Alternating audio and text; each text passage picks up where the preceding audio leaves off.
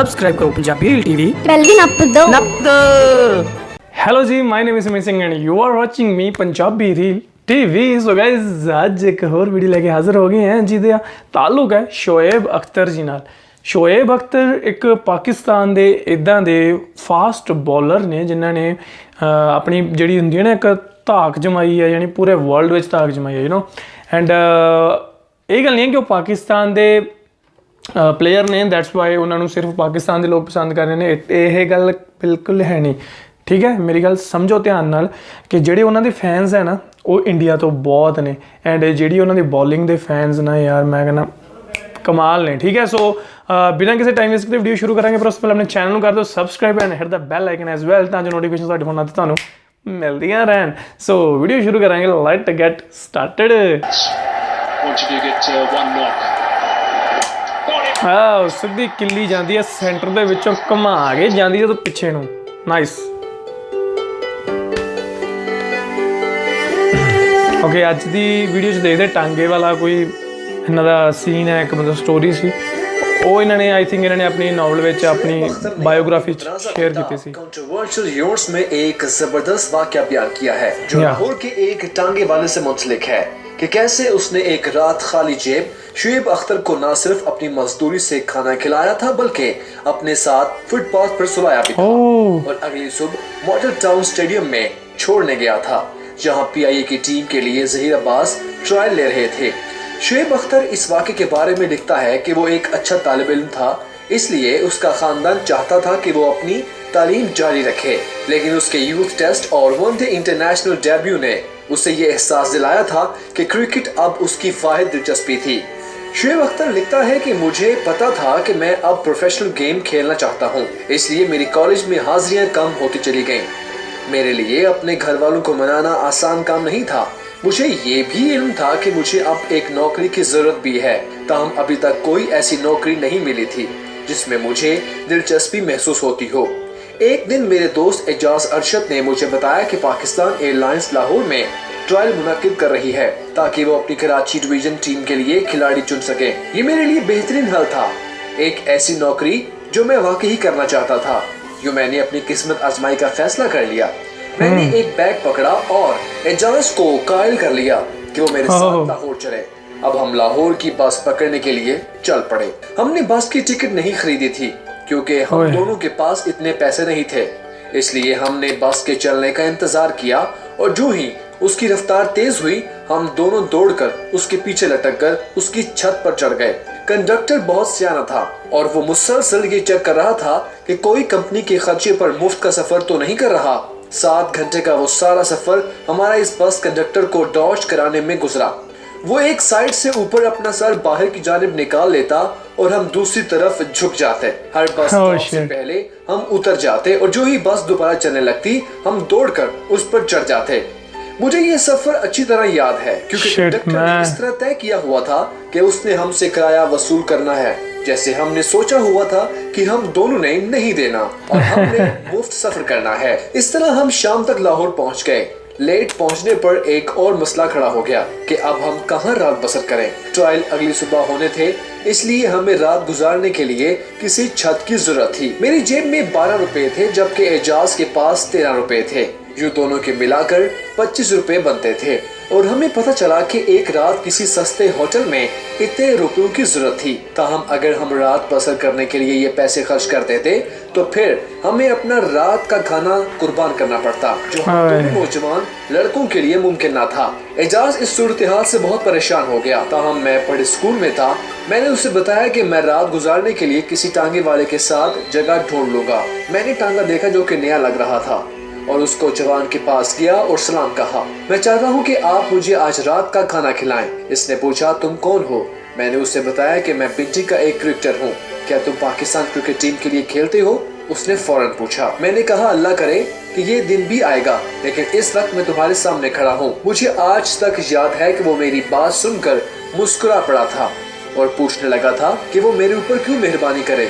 मैंने उसे जवाब दिया कि जब मैं पाकिस्तान क्रिकेट टीम में खेलूंगा तो उससे मिलने के लिए आऊंगा। उसने मुझसे पूछा कि वाकई ही तुम इस बात पर यकीन रखते हो कि एक दिन तुम पाकिस्तानी टीम के लिए खेलोगे? मैंने कहा बिल्कुल। और उसने कहा कि मेरी आंखों में देखो, तुम्हें सब कुछ नजर आ जाएगा। टांगे वाला बोला तो फिर ठीक है कि ये डील है। इस तरह मैंने अजीज खान को उस बात पर भी राजी किया था कि वो हमें अपने साथ सोने की जगह भी दे। उस रात मैं सुकून से लाहौर के फुटपाथ पर टांगे वाले के साथ सोया। अगली सुबह अजीज खान ने मेहरबानी की और हमें टांगे पर मॉडल टाउन के ग्राउंड तक छोड़ाया जहाँ ट्रायल होने थे। टांगे सिर्फ माल रोड तक जा सकते थे और हम वहीं उतर गए। मैंने टांगे वाले अजीज खान से अपना वादा दोहराया कि मैं जब भी पाकिस्तानी टीम के लिए खेलूंगा तो उससे मिलने जरूर आऊंगा, और अगर इसने कभी ये सुना कि कोई खिलाड़ी उसे ढूंढ रहा है तो वो समझ जाएगा कि ये मैं था। नाम याद रखना, मैंने उससे बताया। वहां से 2 घंटे पैदल चलने के बाद मॉडल टाउन के ग्राउंड पहुंच गए, और जब मुझ पर हर तरफ से पैसों की बारिश होने लगी और मैं इश्तहारों की मदद से अपना पिंची का घर बनाने में कामयाब हो गया, तो मैंने अभी तक एक वादा पूरा करना था। फिर भेस बदल कर लाहौर पहुंचा। एक विग और एनिक पहनकर मैं दादा दरबार गया और वहां शुक्राने के नफल अदा किए। उसके बाद रेलवे स्टेशन की तरफ निकल गया ताकि उसी टांगे वाले अजीज खान को तलाश कर सकूं जिसने 6 साल कबल मुझे फुटपाथ पर सोने के लिए अपने साथ जगह दी थी। मुझे उसे तलाश करने में खासा वक्त लग गया, ताहम आखिर में उसे ढूंढ लिया। वो एक कोने में सो रहा था। जब मैंने उसे उठाया तो वो डर सा गया कि जब उसने पूरी तरह अपनी आंखें खोल ली तो मैंने उसकी आंखों में देखकर कहा कि मैं तेनू आख्या सी जदों मैं पाकिस्तानी टीम का हिस्सा बनागा तो मैं आवांगा। उसने एक जंप लगाया और एक बच्चे की तरह मेरे बाजू में आ गया। वो मुझे गले से लगा लिया और मुंह में मेरे लिए दुआएं करता रहा। वो बड़ी देर तक एक ही बात करता रहा कि उसे यकीन नहीं आ रहा कि मैं शोएब अख्तर हूँ। कुछ देर के बाद हम चाय पीने के लिए करीबी दुकान पर चले गए। इसी दौरान वो खुदा की शान पर हैरान हो रहा था और कह रहा था कि मौजे इस तरह होते हैं और आप भी इन मौजों में से एक हो। उसने बताया कि ये बात उसके लिए एक ख्वाब की तरह थी कि जो बंदा उसके साथ फुटपाथ पर सोया था वो आज पाकिस्तान का सबसे ज्यादा चाहे जाने वाला शख्स था। इतनी देर में हजूम इकट्ठा होना शुरू हो गया था और रेलवे स्टेशन को वाकईतन बंद करना पड़ा। उसने उनकी तरफ इशारा किया और कहा कि आपको कितने लोग जानते हैं और वो आपको अपने घर ले जाने के लिए बेचैन हैं।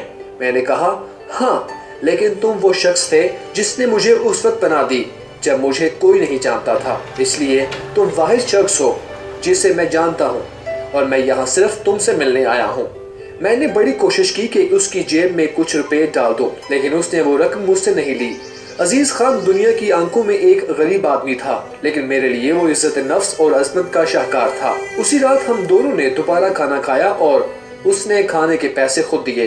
वो बोला कि उस दिन भी मैंने तुझे खाना खिलाया था और आज भी मैं ही खिलाऊंगा। उस दिन तू मेरे लिए शोएब था और मैं चाहता हूँ कि तू हमेशा शोएब ही रहे, कभी ना बदलना।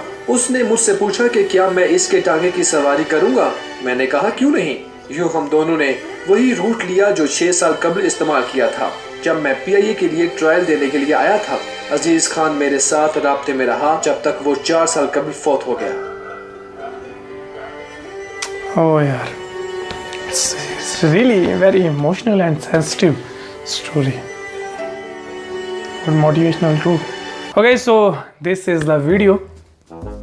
ਸ਼ੋਏਬ ਅਖਤਰ ਬਾਰੇ ਮੈਂ ਸੁਣਿਆ ਸੀ, ਮੈਂ ਉਹਨਾਂ ਨੂੰ ਕ੍ਰਿਕਟ ਖੇਡਦੇ ਹੋਏ ਦੇਖਿਆ, ਬਟ ਉਹਨਾਂ ਦੀ ਪਰਸਨੈਲਿਟੀ ਯਾਨੀ ਆਪਾਂ ਕਹਿੰਦੇ ਹੁੰਦੇ ਨਾ ਕਿ ਆਪਾਂ ਹਮੇਸ਼ਾ ਕਿਸੇ ਵੀ ਬੰਦੇ ਨੂੰ ਫਸਟ ਇੰਪ੍ਰੈਸ਼ਨ ਜਾਂ ਫਸਟ ਲੁੱਕ ਜਾਂ ਮਤਲਬ ਇੱਕ ਫਸਟ ਮੀਟਿੰਗ ਦੇ ਦੌਰਾਨ ਨਹੀਂ ਪਹਿਚਾਨ ਸਕਦੇ, ਨਹੀਂ ਜਾਣ ਸਕਦੇ। ਐਂਡ ਜਿੰਨੇ ਵੀ ਦੁਨੀਆ ਵਿੱਚ ਸਕਸੈਸਫੁਲ ਪਰਸਨ ਹੋਏ ਨੇ ਨਾ, ਚਾਹੇ ਉਹ ਕ੍ਰਿਕਟਰ ਨੇ, ਚਾਹੇ ਉਹ ਕੋਈ ਬਿਜ਼ਨਸਮੈਨ ਹੈ, ਚਾਹੇ ਕੋਈ ਐਕਟਰ ਹੈ, ਚਾਹੇ ਕੋਈ ਹੋਰ ਇਨਸਾਨ ਨੇ, ਕੋਈ ਪੋਲੀਟਿਕਸ ਦਾ ਲਾਈਕ ਅਬਦੁਲ ਕਲਾਮ ਜੀ, ਸ਼ਾਹਰੁਖ ਖਾਨ, ਅਕਸ਼ੇ ਕੁਮਾਰ ਹੈ ਨਾ, ਸਲਮਾਨ ਖਾਨ ਹੀਰੋਆਂ ਦੀ ਗੱਲ ਕਰੀਏ ਤਾਂ, ਜਾਂ ਫਿਰ ਕੋਈ ਜੇ ਕ੍ਰਿਕਟਰਸ ਆ ਗਏ ਸਚਿਨ ਤੇਂਦੁਲਕਰ ਜਾਂ MS ਧੋਨੀ ਹੈ ਨਾ, ਮਤਲਬ ਜਿੰਨੇ ਵੀ ਇੱਦਾਂ ਦੇ ਸਕਸੈਸਫੁਲ ਪਰਸਨ ਹੋਏ ਨੇ ਨਾ, ਸਾਰਿਆਂ ਦੀ ਜਿਹੜੀ ਸਟੋਰੀ ਹੈ ਉਹ ਬਹੁਤ ਮੋਟੀਵੇਟ ਕਰਦੀ ਹੈ ਤੁਹਾਨੂੰ। ਜੇਕਰ ਆਪਾਂ ਇਹਨਾਂ ਸਾਰਿਆਂ ਦੀਆਂ ਬਾਇਓਗ੍ਰਾਫੀਜ਼ ਦੇਖੀਏ ਨਾ ਚੱਕ ਕੇ, ਤਾਂ ਆਪਾਂ ਨੂੰ ਕੁਛ ਨਾ ਕੁਛ ਮੋਟੀਵੇਸ਼ਨਲ, ਇੰਸਪੀਰੇਸ਼ਨਲ, ਕੁਛ ਇੱਦਾਂ ਦੀ ਸਟੋਰੀ ਆਪਾਂ ਨੂੰ ਮਿਲ ਜਾਏਗੀ ਜਿਹਦੇ ਤੋਂ ਆਪਾਂ ਇੱਕ ਬੂਸਟ ਮਿਲੇ ਆਪਾਂ ਨੂੰ, ਹੈ ਨਾ। ਅਤੇ ਯਾਰ ਮੈਨੂੰ ਤਾਂ ਬਹੁਤ ਅੱਛਾ ਲੱਗਾ ਇਹ ਦੇਖ ਕੇ ਅੱਜ ਦੀ ਵੀਡੀਓ, ਕਿਉਂਕਿ ਆਪਣੀ ਅਤੀਤ ਨੂੰ ਯਾਦ ਰੱਖਣਾ, ਜਦੋਂ ਇੱਕ ਹੁੰਦਾ ਨਾ ਕਿ ਜਦੋਂ ਬੰਦੇ ਕੋਲ ਪੈਸਾ, ਸ਼ੋਹਰਤ, ਫੇਮ ਇਹ ਚੀਜ਼ਾਂ ਆ ਜਾਂਦੀਆਂ ਤਾਂ ਉਦੋਂ ਜਿਹੜੇ ਕੁਝ ਬੰਦੇ ਹੁੰਦੇ ਆ ਨਾ ਜਿਨ੍ਹਾਂ ਨੂੰ ਪੈਸੇ ਦਾ ਗਰੂਰ ਹੋ ਜਾਂਦਾ, ਉਹ ਆਪਣੇ ਪਾਸਟ ਨੂੰ ਭੁੱਲ ਜਾਂਦੇ ਆ, ਆਪਦੇ ਅਤੀਤ ਨੂੰ ਭੁੱਲ ਜਾਂਦੇ ਆ। ਪਰ ਮੇਰੀ ਨਿਗਾਹ ਵਿੱਚ successful person and rich person ਉਹੀ ਆ ਜਿਹੜਾ ਆਪਦੇ ਅਤੀਤ ਨੂੰ ਯਾਦ ਰੱਖਦਾ, ਧਿਆਨ ਵਿੱਚ ਰੱਖਦਾ ਹੈ ਨਾ, ਅਤੇ ਆਪਣੇ ਉਹਨਾਂ ਸਾਥੀਆਂ ਦੇ ਨਾਲ ਰਹਿੰਦਾ। ਆਏ ਨਹੀਂ ਕਿ ਜਿਨ੍ਹਾਂ ਨੇ ਤੁਹਾਡੀ ਹੈਲਪ ਕੀਤੀ ਉਸ ਵੇਲੇ ਉਹਨਾਂ ਨੂੰ ਤੁਸੀਂ ਅੱਗੇ ਜਾ ਕੇ ਭੁੱਲ ਜਾਓ। ਸੋ ਬਹੁਤ ਵਧੀਆ ਗੱਲ ਰਹੀ ਇਹ, ਬਹੁਤ ਹੀ ਨਾਈਸ ਪਰਸਨ ਨੇ ਹੈ ਨਾ, ਮਤਲਬ ਇਹਨਾਂ ਨੇ ਯਾਦ ਰੱਖਿਆ ਐਂਡ ਉਸ ਟਾਂਗੇ ਵਾਲੇ ਨੂੰ ਜਾ ਕੇ ਮਿਲੇ। ਬੜੀ ਇੱਕ ਮੋਟੀਵੇਸ਼ਨਲ ਸਟੋਰੀ ਹੈ ਇਹ, ਜੇਕਰ ਆਪਾਂ ਸਹੀ ਢੰਗ ਨਾਲ ਸੋਚੀਏ ਤਾਂ, ਕਿਉਂਕਿ ਇੱਕ ਬੰਦਾ ਹੈ, ਇੱਕ ਨੌਜਵਾਨ ਹੈ ਜਿਹੜਾ ਆਪਣੇ ਸੁਪਨੇ ਪੂਰੇ ਕਰਨਾ ਚਾਹੁੰਦਾ, ਬਟ ਉਹਦੇ ਕੋਲ ਉਹਨੇ ਪੈਸੇ ਹੈ ਨਹੀਂ ਹੈ ਨਾ, ਬਟ ਉਹ ਫਿਰ ਵੀ 7 ਘੰਟੇ ਬੱਸ ਵਿੱਚ ਸਫ਼ਰ ਕਰਦਾ ਬਿਨਾਂ ਟਿਕਟ ਤੋਂ, ਅਤੇ ਕਿੱਦਾਂ ਕੰਡਕਟਰ ਤੋਂ ਬਚਾਉਂਦੇ ਹੋਏ ਉਹ ਉੱਥੇ ਲਾਹੌਰ ਪਹੁੰਚਦਾ, ਜਾ ਕੇ ਟਰਾਇਲ ਦਿੰਦਾ, ਰਾਤ ਰਹਿੰਦਾ, ਖਾਣਾ ਖਾਂਦਾ। ਮਤਲਬ ਯਾਰ ਇਹ ਮੁਸ਼ਕਿਲਾਂ ਹੁੰਦੀਆਂ ਨਾ, ਇਹ ਸਭ ਦੀਆਂ, ਇਹ ਨਹੀਂ ਕਿ ਜਿਹੜੇ ਬੰਦੇ ਬਹੁਤ ਸਕਸੈਸਫੁਲ ਹੋ ਜਾਂਦੇ ਆ ਸਿਰਫ ਉਹਨਾਂ ਨਾਲ ਹੀ ਇਹ ਚੀਜ਼ਾਂ ਹੁੰਦੀਆਂ। ਇਹੋ ਜਿਹੀਆਂ ਗੱਲਾਂ ਹਰ ਇੱਕ ਆਮ ਇਨਸਾਨ ਦੀ ਜ਼ਿੰਦਗੀ ਦੇ ਵਿੱਚ ਹੁੰਦੀਆਂ।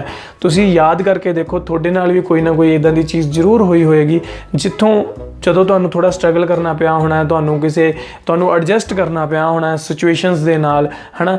ਤੁਸੀਂ ਆਪਣੇ ਫਲੈਸ਼ਬੈਕ ਵਿੱਚ ਜਾਓ, ਪੱਕਾ ਇੱਦਾਂ ਦੀ ਕੋਈ ਨਾ ਕੋਈ ਚੀਜ਼ ਹੋਏਗੀ। ਅਤੇ ਮੈਂ ਜਾਣਨਾ ਚਾਹੁੰਦਾ ਯਾਰ, ਕਿਉਂਕਿ ਕਈ ਵਾਰ ਕੀ ਹੁੰਦਾ ਆਪਣੇ ਜੋ ਮਾਈਂਡ ਵਿੱਚ ਨਾ ਕੁਝ ਇੱਦਾਂ ਦੇ ਅਣਚਾਹੇ, ਜਾਂ ਕਹਿ ਸਕਦੇ ਹਾਂ ਵੀ ਜਿਨ੍ਹਾਂ ਨੂੰ ਆਪਾਂ ਪਹਿਚਾਣ ਨਹੀਂ ਪਾਉਂਦੇ, ਇੱਦਾਂ ਦੀਆਂ ਕੁਝ ਯਾਦਾਂ ਕਿਸੇ ਦਿਮਾਗ ਦੇ ਕੋਨੇ ਵਿੱਚ ਪਈਆਂ ਹੁੰਦੀਆਂ, ਅਤੇ ਉਹ ਬੜੀਆਂ ਮੋਟੀਵੇਸ਼ਨਲ ਹੁੰਦੀਆਂ ਖੁਦ ਲਈ। ਸੋ ਆਪਾਂ ਆਪਦੇ ਆਪ ਨੂੰ ਮੋਟੀਵੇਟ ਕਰ ਸਕਦੇ ਹਾਂ ਆਪਾਂ ਆਪਦੀਆਂ ਸਟੋਰੀਆਂ ਤੋਂ। ਸੋ ਆਈ ਵਾਂਟ ਕਿ ਤੁਸੀਂ ਨੀਚੇ ਮੈਨੂੰ ਕਮੈਂਟ ਕਰਕੇ ਕੋਈ ਇੱਦਾਂ ਦੀ ਆਪਦੀ ਸਟੋਰੀ ਦੱਸੋ, ਹੈ ਨਾ, ਮਤਲਬ ਕੁਛ ਨਾ ਕੁਛ ਇੱਦਾਂ ਦਾ ਜਿੱਥੇ ਤੁਹਾਨੂੰ ਐਡਜਸਟ ਕੀਤਾ ਤੁਸੀਂ, ਐਂਡ ਬਾਕੀਆਂ ਦੇ ਲਈ ਉਹ ਇੱਕ ਮੋਟੀਵੇਸ਼ਨ ਹੋ ਸਕੇ। ਸੋ ਪਲੀਜ਼ ਕਮੈਂਟ ਡਾਊਨ ਬਿਲੋ, ਮੈਨੂੰ ਦੱਸੋ ਨੀਚੇ ਕਮੈਂਟ ਕਰਕੇ। ਪੱਕਾ ਮੈਨੂੰ ਟਰਸਟ ਹੈ ਯਾਰ ਤੁਹਾਡੇ 'ਤੇ, ਮੈਂ ਬਲੀਵ ਕਰਦਾ ਕਿ ਇੱਦਾਂ ਦੀ ਕੋਈ ਨਾ ਕੋਈ ਸਟੋਰੀ ਤੁਹਾਡੀ ਜ਼ਿੰਦਗੀ ਦੇ ਵਿੱਚ ਪੱਕਾ ਹੋਈ ਹੋਣੀ ਹੈ, ਕਿਉਂਕਿ ਆਪਣੇ ਜਿੰਨੇ ਵੀ ਵੀਵਰ ਹੈ ਯਾਰ ਸਾਰੇ ਕੋਈ ਦੁਬਈ ਤੋਂ ਆ, ਕੋਈ ਅਮਰੀਕਾ ਤੋਂ, UK ਤੋਂ ਆ, ਕੋਈ ਜਰਮਨੀ ਤੋਂ ਆ, ਹੈ ਨਾ, ਕੋਈ ਕਿਸੇ ਹੋਰ ਪਾਸੋਂ, ਮਤਲਬ ਦੁਨੀਆ ਦੇ ਹਰ ਕੋਨੇ ਤੋਂ ਆ।